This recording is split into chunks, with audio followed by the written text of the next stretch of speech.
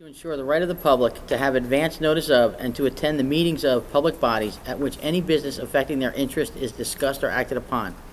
In accordance with the provisions of this act, the Belvidere Board of Education has caused notice of this meeting to be published by having the date, time, and place thereof posted with the Star Ledger and Express Times and submitted to the town clerk of the town of Belvidere on July 11th, 2020.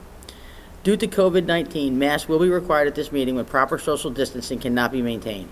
Board members will be able to participate in the meeting virtually or via conference call, and the meeting will be live streamed for all members of the public that do not wish to attend in person. Public not in attendance can email comments to be read during public participation to rtjalma@belvideresd.org. And because this is a special meeting, they can only be agenda items. Public comment on agenda items only needs to be received by 7 o'clock, and they will be read for public participation.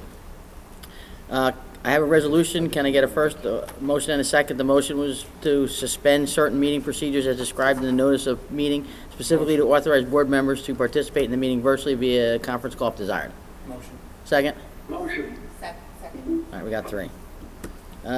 Flag salute. Hello? Michelle, you there? There you go, Joe.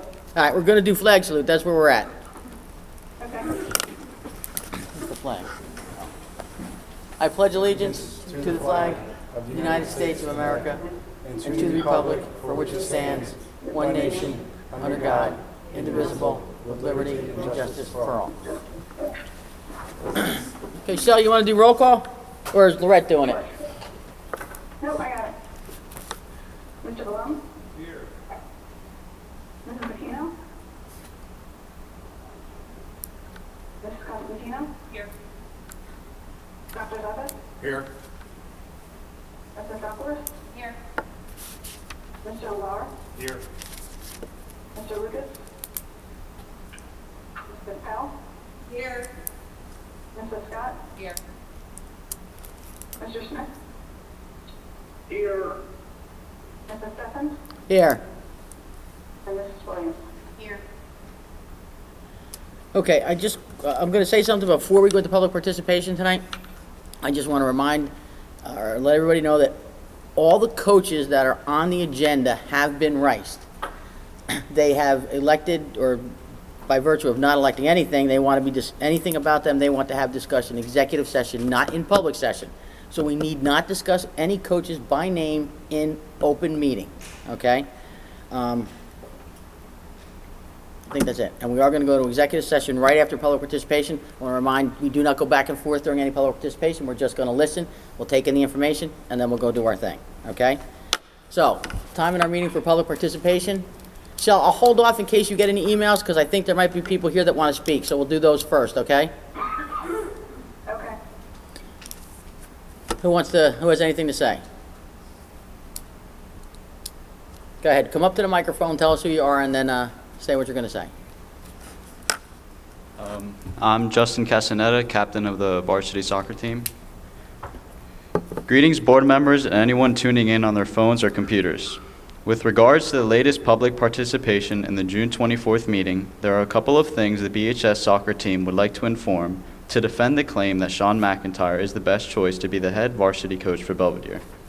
It is brought to our attention that there has been notice that we will no longer be having our current coach McIntyre this upcoming season. This may have been new news to some, or something that seemed like a rumor. To us, it simply was something we did not take easily, true or not. We take our game seriously, and when it comes to matters like who our coach will be, that can change a lot about our game. Before we get into details, we would like to inform you about why we chose to do this in the first place. We are students, athletes, teammates, community members, brothers, and most importantly, family. You wouldn't let anything come between your own family, so you can assume we would not let anything get in between ours. This goes beyond Belvidere soccer.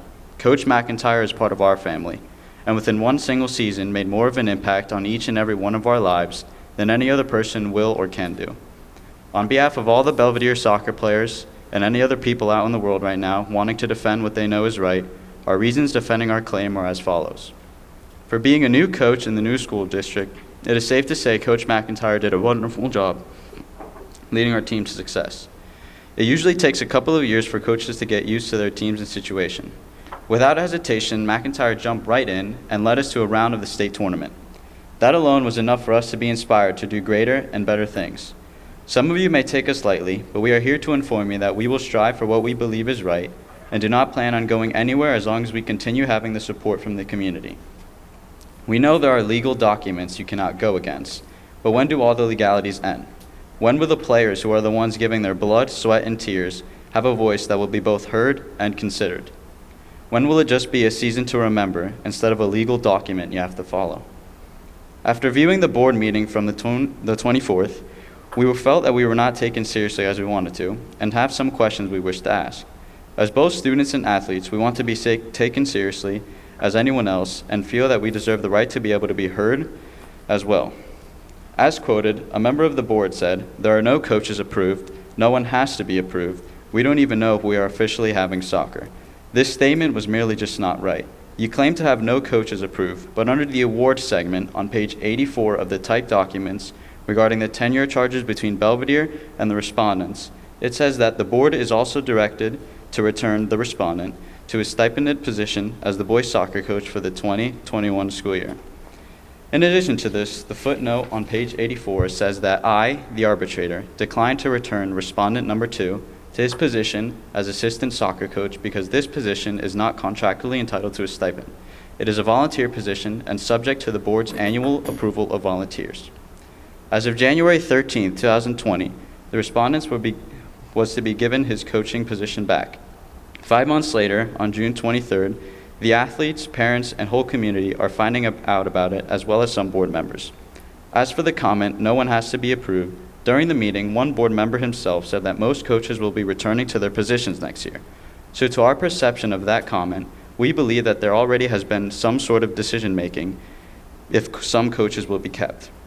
In addition, the statement which says, "We don't know if we are officially having soccer," might be confusing to some parents and community members who were advised to take a survey online about fall sports and the Belvidere High School District website under the athletic tab.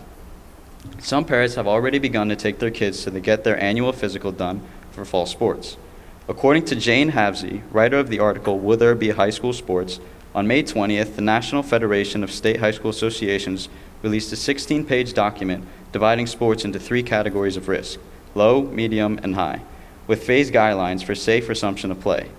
The NJSIAA has established COVID-19 medical and sports advisory task forces. Soccer was categorized as a moderate risk sport, which means the state already has thought about fall sports and if they will continue this year. According to the state of New Jersey, sports will continue during the COVID-19 epidemic. Furthermore, our team was promised many things in the past couple of years from many different people. Yet the fact of the matter is that we still play on the same field with the same equipment as our graduated teammates did years and years ago. Nothing has changed, except the amount of new coaches we get every year. As one of our players says, "I have played with 3 years of soccer and 6 different coaches." To you, this may seem fair. To us, it is most certainly not. How can we build a foundation for a team if every year we have to tear down what we worked so hard for and start over? On page 25 of the tenure charges documents, one of the respondents was quoted saying, "Coach has volunteered his time to continue being a full-time assistant with the boys' soccer team. He is a valuable asset to the boys' soccer program. I think it would be nice to reimburse him for his time." This statement was 3 sentences long. The next thing quoted from that same respondent was that maybe new warm-ups or team shirts for next year. Maybe the volunteer coach gets a paragraph, but our entire team gets 1 sentence saying we maybe would get new shirts next year. We are here to inform you that we did not receive any team shirts or warm-ups, and it has been over a year. But one of the respondents did receive a check for being elected as a volunteer coach who wasn't supposed to receive pay. The amount of time we put into each and every practice deserves more than what we get, and what we get is nothing. No t-shirts, no bags, no equipments, no new fields, no new nothing.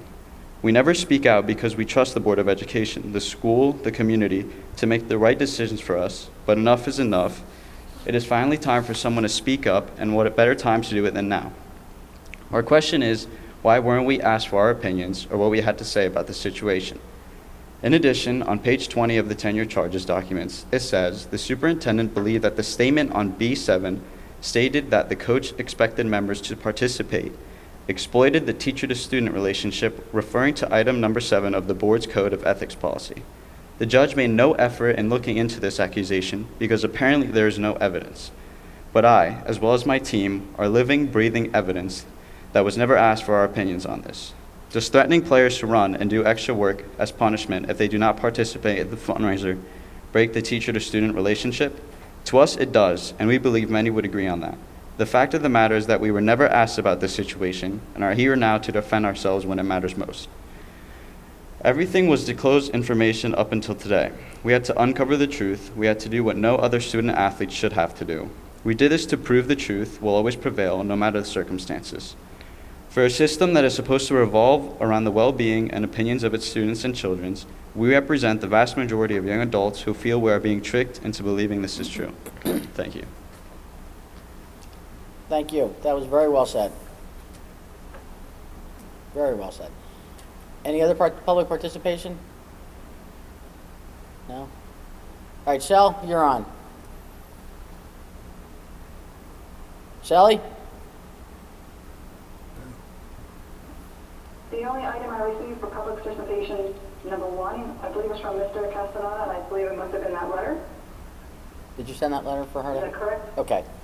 Yes, he's shaking his head yes, Shell. Okay. That's So the- all that I have right now. Okay. If nobody has any other public participation, we're going to end public participation. Okay. So we're going to go into executive session. As soon as we come out, we are actually going to take action. So I need a motion and a second to go to executive session to discuss personnel matters. And the matters discussed will be disclosed to the public when the reasons for confidentiality no longer exist. Had a motion? Motion from Colleen, second from Doc. Mrs. Williams and Doc Zeppet. All right, we're going to go to exec session. We'll be back. We will take action. I don't think we'll be, what? It's hard to say, maybe Hard to 20 say. minutes, hopefully.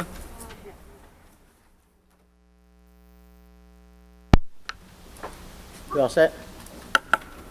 Yep. All right, we're pointing our meeting for correspondence. Shell, we got any correspondence? Shelley, are you there?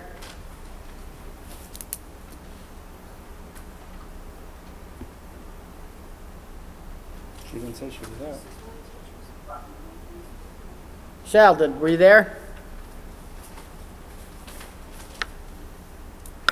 All right, we'll see if she... I'm here. Oh, do we have any correspondence?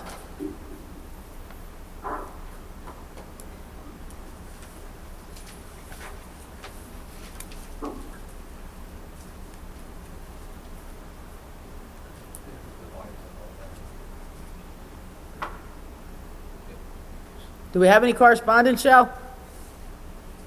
I do not have any correspondence. Okay. Superintendent's report. Just going to take a couple of minutes just to go through. We did send out the parent survey early last week. As I mentioned to the curriculum committee earlier, within the first 12 hours, I think we had almost 260 responses, which was excellent. We're up to just about 400 right now. It's definitely across the board as to what those results are. I'll caution you as this is the survey. Doesn't mean it's anything we're committed to. We can sit here probably for about 3 hours and try to figure out how to best reopen schools. We just did that as a curriculum committee and came up with a whole lot of more questions, I think, than answers. I think that happens. But we are looking to have our plan pretty much in place by the 29th. And then we'll share that, and then obviously we'll jump off of that. So without further ado.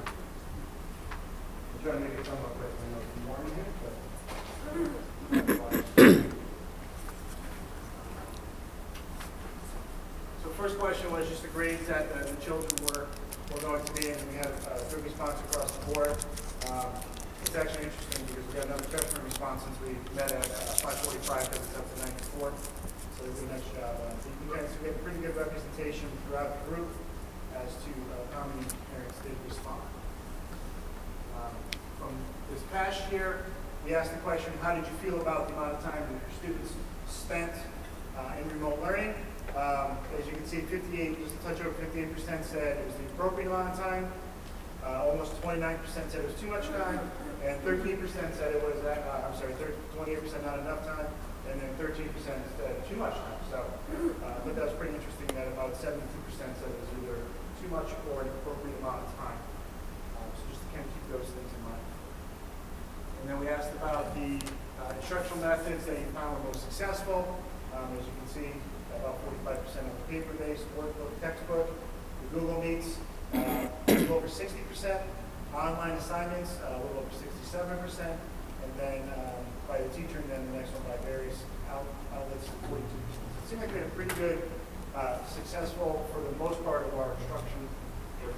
And there's a whole bunch of responses. I will share this with the board tomorrow, so you can read through those responses. I don't think we need to go through all 300 you made.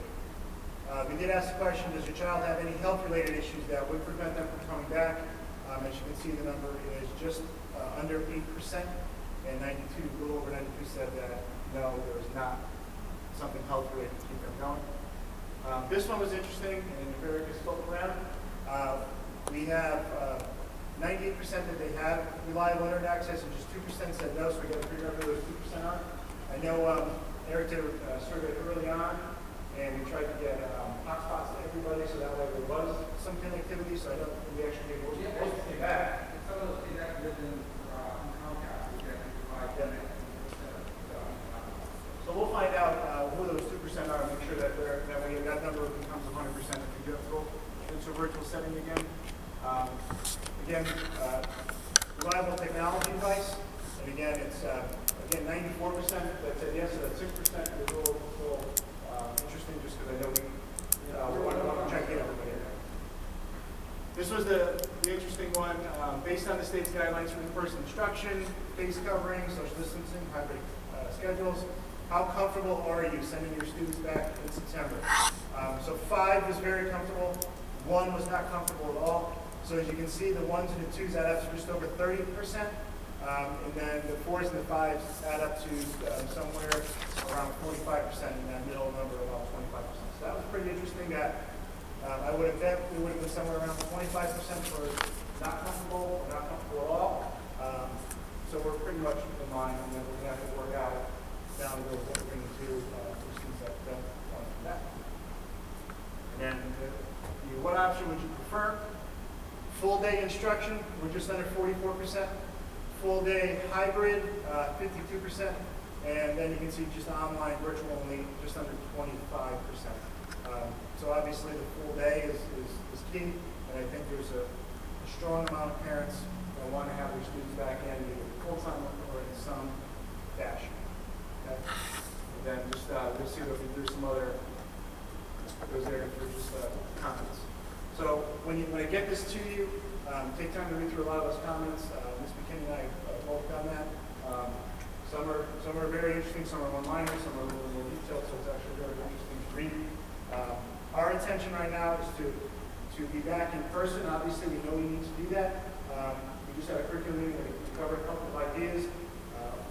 My hope is that we can have all the kids back together. We're going to see how that's going to come about, and we'll have those plans released as soon as we can. But we should have a mock schedule set by the end of this week. Take a look at it. I'll get that out to the board too, hopefully on Friday or at some point in the week.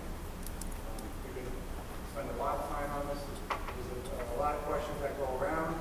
I don't know if Aaron, you want me to try to answer questions or just wait till we get to the 29th and just here's the plan and then we can answer the questions based off of that. Well, probably everybody needs to read this before they're even going to have many questions, Okay. right? I just want to get that out because I said I would do that. And you can kind of see where we're at. But as I have said, it changes so much from where we were March 13th, May 13th to July 13th, the 2-month increments is just so different. So I look out to 2 months from now, September 13th, I'm sure it's going to change quite a bit again. So the local punches, hoping that we can stay in school and that there is no outbreak and no push out, but I just had that crystal ball, so I don't know what's going to. So the 29th will do a little more of a presentation and then we can kind of open it up for the discussion. Yeah. That's all I'm going to do for a report. Okay. Before we go to the agenda items, I just would like to say one thing to you guys, you boys, for coming out tonight. I'd like to thank you. What you said was eloquent. What you boys said in at the last meeting was also well said. I appreciate you coming. The board in general appreciates whenever students bring their issues to the board. We want you here. We want to hear what you have to say. We want to hear what you think. It is very important to us. You do sway our votes a lot of times. Unfortunately, this time, our hands are tied legally, so I'm sorry. So let's go to agenda items. Under personnel, we have 2 agenda items, 1 and 2. Can I get a motion and a second for those? Motion. Second. Any questions? Chris, on the athletic appointments, am I correct that even if we do not have fall sports, once we have named the coaches, they get paid the stipend? They're going to get paid the stipend, yes, at this point, especially with the fall, at least the way it's going for the moment. It sounds like the coaches will put in the lion's share of work anyway. They pushed, if you saw the article on the NJSA put out on Friday, we're pushing the start date back until October, with the expectation that the coaches are going to be working with the kids really from tomorrow through that point. They're going to do the lion's share of the work. So at least with the fall coaches, I do feel comfortable with their appointments, personally. Any other questions for Chris? It's going to be a roll I call. just had a question about the second, Yep. the CSA evaluation. Like, Mhm. where are we with it? Done. Just, I don't know, so we don't see it final? You did, We met, but. yeah, we wrote it. All I Right. did was type it up and give it to him. Right, so that, and then that's the end of That's that it. process. What about the goal-wise? We set the goals in Just February. what we set. So we're gonna have to Nothing now. was changed or amended? No, is nothing what I was changed. asking. Absolutely not. Nothing Okay. was changed. We will, not today and maybe not on the 29th, but I will get the information together. We're gonna have to do a board self-evaluation, and we did talk about maybe quarterly visiting the goals and seeing where we're at on those. So that did not go away. Okay.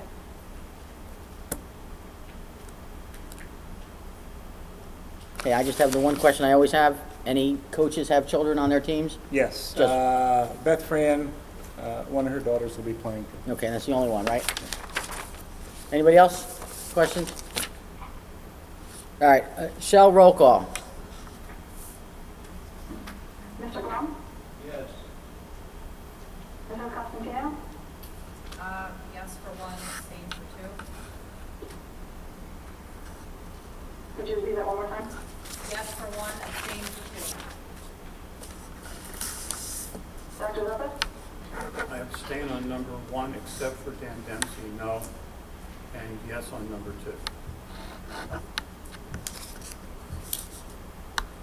Mrs. Duckworth? Yes for both. Mr. LeBar? Yes for all, number 1, except for Beth Fran. And yes for Mrs. Powell? Yes. Mrs. Scott? Yes. Mr. Smith? Yes. Mrs. Stefan? No for Beth Fran and Aaron Feldman, yes for everything else. Mrs. Williams? Yes for everything, no for Dan Dempsey, and no for Aaron Feldman.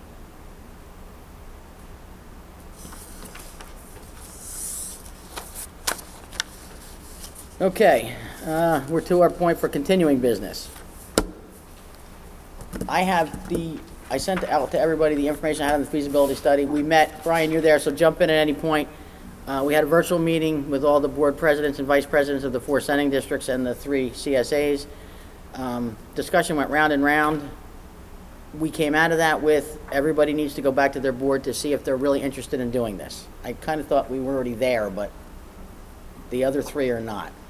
And then in the meantime, the price came back, what was it, $55,000 or something to that effect, which I don't know how willing the other districts are to split that nut, especially Hope.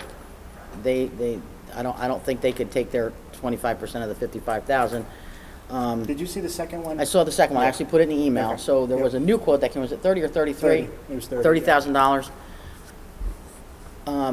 So they want to have another meeting. I need to get the feeling from our board. How committed are we to doing the feasibility study? I'm very committed.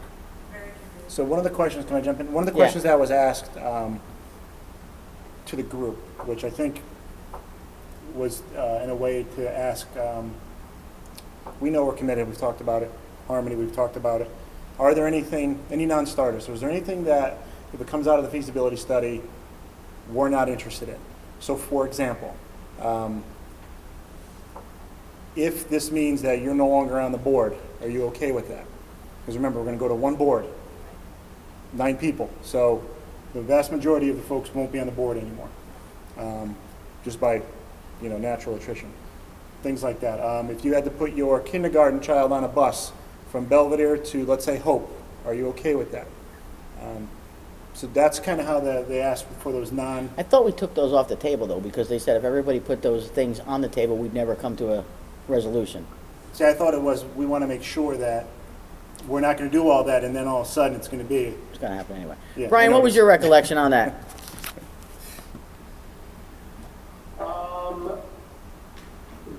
Mr. Thompson stated that each board should be solicited for issues that are deal killers at the outset. So I agree with what Chris was posing as examples. Okay, I thought they took that off the table at the end and said we'd never get anywhere if we put those on the table, but okay, I might be remembering wrong. Well, that was my concern also, but the way it was tempered was just to solicit the deal killers, not to put the kibosh on having the study itself. So are you looking for like reasons? So if anybody has any reasons I that, have some reasons. Reasons to do it or reasons not to do it, not to, not to we do, know you not want to to do do it. it. Is there a reason that you would say, if the study came back and said this, you're not voting for it? I think that's the way, For example, Hope may say, Belvidere, then have us all split and go to the districts we don't want to. but Hope may say, I don't want to send my kids all the way to Harmony every day on a But bus. Hope, if they don't Right. make this choice, will end up having to send their kids to North Warren regardless of Blairstown. But that's, Hope's got to come make that's their own Hope, decision. Hope has to come up with that, Right. not us. But Belvedere, I mean, you said that we thought we were ready to move forward, so I think we've been through this. I Right. don't know how many people are. I just, against I'm it. throwing it back out. If there's anybody that's against it, now would be the time to say anything. If anybody has any major issues, now would be the time to say anything, because I'll take them back to the next meeting that we're going to have. If anybody has any major concerns, now would be the time to voice them. That's all it was. We know why to do it. The question was, is there something well, I didn't think of that, but I won't go for that. And Mr. Thompson's point was that some of the stuff in the Hackettstown Great Meadows study, when it came out, they're like, I never thought of that. That's probably a reason not to. And I think it was more in the I don't want to put words into Billy's No. mouth by any means, but it seemed like, oh, we didn't think of that. No, I don't want to do that. You know, that kind of a thing. That's how I explained it. Yes. Yeah. Okay, so that's all I had on the feasibility study. I just want to throw it out to you guys to make sure we're all on the same page still, and if anybody had any concerns, now would be the time to voice them. Okay, do we have? I think we clearly stated that Belvidere was all, Yeah, I all in. clearly stated we were all in. and I think it came across as Harmony was too. I don't know, Paul said he needed to go back and talk to the board. He said he'll go back and talk to the board, but he did say multiple times he was in. I'm just saying what he said. All right, what else do we have in our continuing business? I don't think I have anything else. That was all I I had. think that was really the big, we wanted to make sure everybody knew Yeah. about. And we're meeting again, I think we set it up 27th for Did we? some reason, or the week of the 27th, next meeting. I'll check my thing. I'll but check it. It sounds about, we talked about it. Yeah. Okay, new business. Do you have anything under new business? We just want to mention, Mr. Lucas has resigned from the Belvedere Board. After, I think in John's email, he said 13 years of being on the Belvedere Board. 20 years total, I think he said. 20 years total. You know, I've known John all 10 years that I've been here in Belvedere. Two of his children have been in the schools while I've been here. John did, I think, an outstanding job as a board member. Really appreciated his time. You know, his kids are gone quite a while now, Yeah. too. He's still stuck with it. So he'll be missed, and Doug Ty will be taking over for Hope at the 29th meeting. Okay. Anybody have anything for new business? I just have something, that goes along with the reopening. I know that there's a lot of work to be done before the 29th, our next meeting. So are there meetings, I'm not on the reopening committee, I think you guys are on there. Are they scheduled, like, do you have a couple of meetings Yeah, so scheduled now on the 29th? specifically tomorrow, the high school subcommittee and the elementary subcommittee are meeting. We're going to schedule a meeting for early next week as an overall committee, and I need to just schedule a district meeting and try to do it by the end of the week. I got to check everybody's availability. And I would suspect that next week would result similar meetings. With the full reopening? Yeah. I have a question about the board meeting on the 29th. Mm-hmm. Is that a practical date if we have to have our plan out to the parents, like virtually the next day or the day after? Do you want to move that up a couple days to give us some time to, like, if it gets voted down, to come up, but I'm just, So I'll say this in Alright. the most non-aggressive way. I don't need the board approval to submit the plan to the state. I'd like the board approval. I think the 29th is actually too short a time because you've been on the committee, you understand all the questions. But I want to have 4 weeks for the parents to look at it. So my goal will be, Don't need board approval for it? Okay. but it's good practice and I want everybody to be aware of it so you know what the plan is. So hopefully by, So we can't reject it anyway? well, you can reject You it could- and they you can go could, back yeah. and do it, but I can still submit it to the state as is. Is there, could you, I know it's short notice, Chris, but could you get that out to us, whatever you have, like at least a day or two ahead of time to give us a chance to read it? Oh, digest it before the my meeting? goal is to have it out by the Friday Okay. beforehand. Perfect. So you can see it, if not, Just, yeah. over the weekend. For the board member, Yeah. members to review, right? Correct. Yeah. Yeah, I would never just give it to you the day before, Well, I know we're on a ready to short go. time frame, so, you know, Yeah. trying to squeeze Yeah. everything in is gonna be tight. Now, We also don't need to have another finance committee meeting in case of hiring and things like that, that has to happen. I would say we should probably hold off on that until after we look at the plan and make sure that we're in for that. Yeah. I mean, curriculum is basically finance, and we kind of kicked some ideas around today anyway. We talked about some anticipated Right. things. Not that I'm against it, we can certainly do it, but I just figure we. No, let's get closer through is the probably plan. better. Right, so we know what we're actually dealing with. Yep. And it's still August 22nd, by the way, for the state aid figures to come out. So, fingers crossed. Yeah. Anything else for Chris? Anything else under new business, continuing business, anything else at all? No? Okay, so we're at the point in our meeting for our second public participation. Anybody in the public have anything?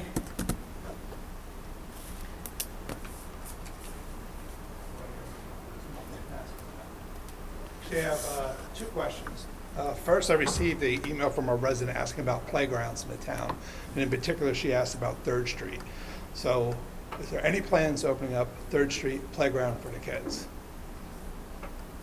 Yeah, we really haven't thought about it. But yeah. 'Cause I guess one day the gate was open, Okay. they were happy, and then the next day it was closed. I saw something about that. Yeah, I thought it should be open. I'll look into that. Well, Yeah, but whoa, we can open them if we disinfect them, right? So do we have a disinfecting that's- plan in place? I replied back that it may be due to the fact that we don't have anyone cleaning, but Yeah, I didn't know. so let's just not say they're open. Let's- I'll look into that tomorrow. Okay. I know that Ryzac is open, but Third Street is run by the school, so I don't know if we're Right. keeping up with the disinfecting. Okay, I'll find out. Second question, last meeting you talked about savings from remote learning, somewhere around 88,000. Question was, has that money already been reallocated? And if not, are there plans to reallocate that money? Yeah, Shelley, I don't know if you want to jump in on that. I know 60,000 of it is going to go to the weight room. Mhm. We're going to redo the weight room. Could Shelley, you repeat it for me? It's a little tough to hear. Okay, so the question was, the money saved around 88,000, has that money already been allocated, or are there plans to use that? What are the plans, I guess, to use with that money? That money is part of the savings of the 1920 school year, so we couldn't roll it into 2021. So what we did do is we used part of it to do some improvements in the weight room, since a lot of it was athletic saves, so we left it in the same spot that it was originally used. And then other money, we utilized it to move up some of the projects that we had slated for 2021. So now we have that money freed up in 2021 in case we do need it for COVID reasons or other reasons. Thank you. Any other public participation? Okay, let's close public participation. That's it. Motion and a second to adjourn? Motion. Second? Second. Wait, I do have two public participation. Oh, sorry, Shel. that I did forgot. receive. Go ahead. Okay, I'm going to read them too quick. The first one is from parent Tyler Knight.